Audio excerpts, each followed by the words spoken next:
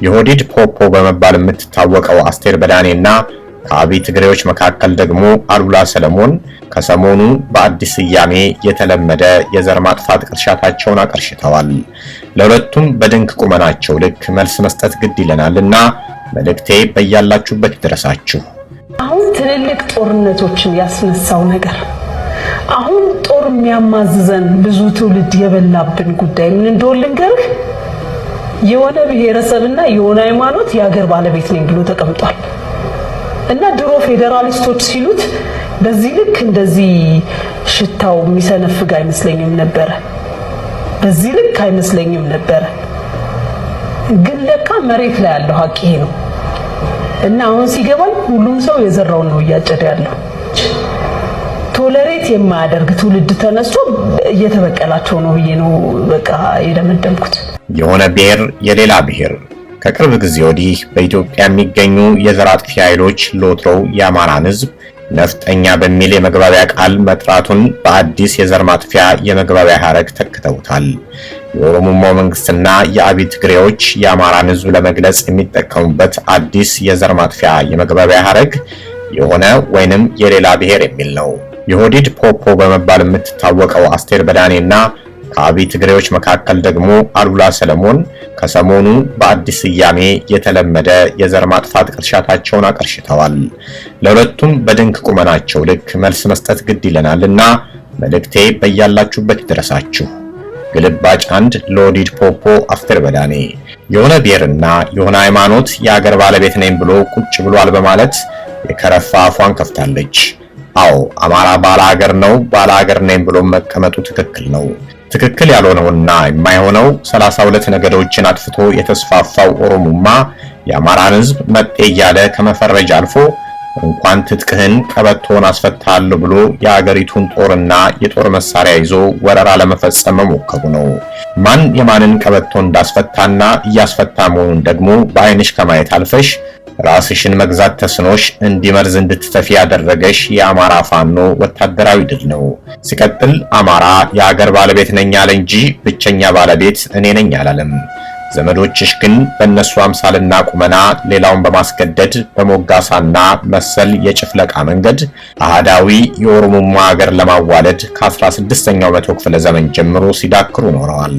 ትላንትም ከነቅዠታቸው ሰብረን አስቀምጠናቸዋል። ዛሬም ለህልውናችንና ለዘራችን መቀጠል ስንል ሰብረን እንጥላቸዋለን።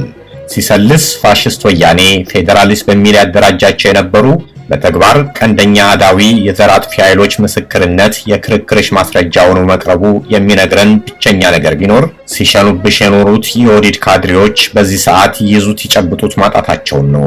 በፕሪቶሪያ ስምምነት ማግስት ከሚሸኑብሽ የኦህዴድ ካድሬዎች አንዱ መቀሌ ድረስ ሄዶ በአማራ ላይ ተባብረን እንዝመት የሚል ጥሪ ቢያደርግም ወያኔ ለአማራ አዝኖ ሳይሆን ከራሱ ጥቅም አንጻር አስልቶ እምቢ በማለቱ ከሰሜን በኩል ትብብር የተነፈገው ኦህዴድ በመቃብሩ አፋፍ ላይ ቆሞ ወያኔ በአንድ ወቅት አማራን ለመምቻ ብላ ፌዴራሊስት የሚል ታፔላ ለጥፋ ያደራጀችውን የማተም በኪሴ ቡድንን የትንፋሹ ማስቀጠያ ለማድረግ እየተንደፋደፈ ነው። ይህ ቡድን እኮ አንቺ ማህበራዊ ሚዲያ ላይ ያቀረሸሽውን ቅርሻት የኪስ ገንዘብ እየተሰጠው በአዳራሽ ውስጥ ያቀረሻል እንጂ ትርጉም ያለው ፖለቲካዊም ወታደራዊም አጋር የማይሆን ቡድን ለመሆኑ ከወያኔ ውድቀት መማር በቂ ነበር። በእርግጥ የጨነቀ እርጉዝ ያገባል ሆኖብሽ ነው። በአራተኛ ደረጃ አማራ የሀገር ባለቤት ነኝ በማለቱ ይህንን የማይታገስ የኦሮሞ ትውልድ ተነስቶ እየተበቀለው መሆኑን ተናግረሻል። ሲጀመር በቀል ማለት ለአንድ መጥፎ ድርጊት የሚሰጥ ተመሳሳይ ወይም የከፋ ምላሽ ማለት ነው። የሀገር ባለቤት ነኝ ማለት የሚያስቆጣውና ይህ አባባል ጥቃት መስሎ የሚሰማው አካል ካለ እሱ ወራሪ፣ ጨፍላቂና ዘር አጥፊ ኃይል ነው።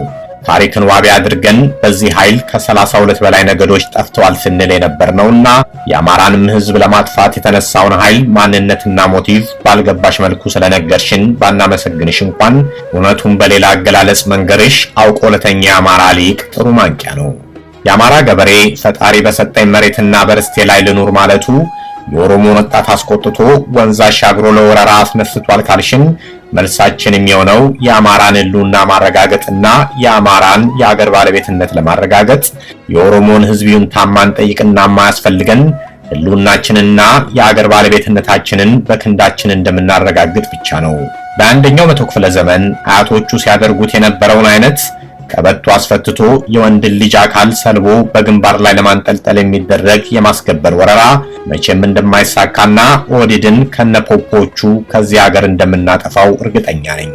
የነፍጠኛ ሃይማኖት በሚል የጂሳይድ መጠሪያ ኮድ ስትጠራ የኖረችው የኦርቶዶክስ ቤተክርስቲያናችንም የሆነ ሃይማኖት የሚል ተቀያሪ የጂሳይድ መጠሪያ ኮድ ተሰይሞላታል።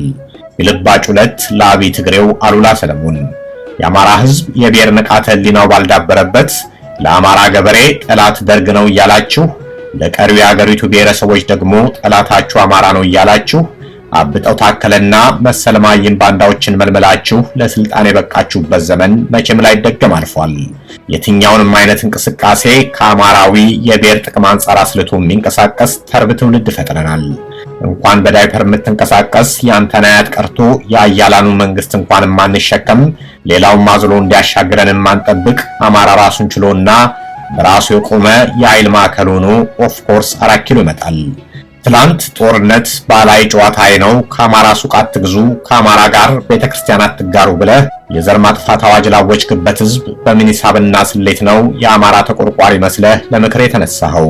ናዚዎች በ1933 ላይ ከአይሁድ ሱቆች አትግዙ ብለው የጀርመንን ህዝብ ከቀሰቀሱበት ቅስቀሳ ያንተ ከአማራ ሱቅ አትግዙ ብለህ ከቀሰቀስክበት የዘር ማጥፋት ቅስቀሳ በምን ተለይቶ ነው ዛሬ አንተ የጥላቻ ጡት ግተው ካሳደጉ የወያኔ አባቶች ጋር ስለተቃቃርክ ራስን የአማራ መካሪያ አድርገህ ለማቅረብ መሞከርከው? በዚህ አጋጣሚ አሉላይን ጻፈ ብለው ጮቤ እየረገጡ የሚገኙት ስኳዳማቺዝሞች ናቸው። አንዳንዶቹ እንዳውም ድሮም አሉላ ጎንደሬ ነው እስከማለት ደርሰዋል። ያው ድድብና ራሱ በእነዚህ ሰዎች ድድብና የሚሸማቀቅ ቢሆንም በዚህ ጉዳይ ግን ጥቂት ብሎ ማለፍ ያስፈልጋል። ሲጀመር የአሉላ ሰለሞንን የበረከት ስምዖንና የሰናይት መብራቱን ጎንደሬነት ክደን አናቅም። እኛ እያልን ያለነው እነዚህ 3 ግለሰቦችም በተግባር ያሳዩን ነገር ቢኖር አማራ ለመሆናቸውንና የቆሙትም ጸረ አማራ በመሆን ሲሆን ደማዊ ማንነታቸውም ትግሬና ኤርትራ መሆኑን ነው። እስኳዳውያን ሆይ ባልተከራከርንበት ጉዳይ ግዳይ እንደጣለ ጀግና ለምን ትፎክራላችሁ? የአሉላን አማራ ለመሆንና ጸረ አማራነቱን ስንናገር ኖርን እንጂ ለሰሊጥ ለቀማ ወደ ጎንደር ከመጡ ትግሬዎች የተወለደ ትግሬ በፖለቲካ አቋሙም ጸረ አማራና በአማራ ሕዝብ ላይ የዘር ማጥፋት ያወጀ ትግሬ ወይም በእናንተ የተወለድ የማንነት ዕድላ መሰረት ጎንደሬ መሆኑን አልካድንላችሁም። ይልቁንስ ለዱቄት ሸከማውም ለአብጠው አከለም ቅርብ ናችሁና አሉላን አዝላችሁ ዙሩ። በእኛ በአማራውያን በኩል ግን እንኳን አናሳውን ትግሬና የትግሬ ሊቅ ቀርቶ በራሳችን ከመቆም ውጪ ማንንም አንሸከምም፣ ደግሞም ማንም እንዲሸከመን አንፈልግም። ዴቭ ዳዊት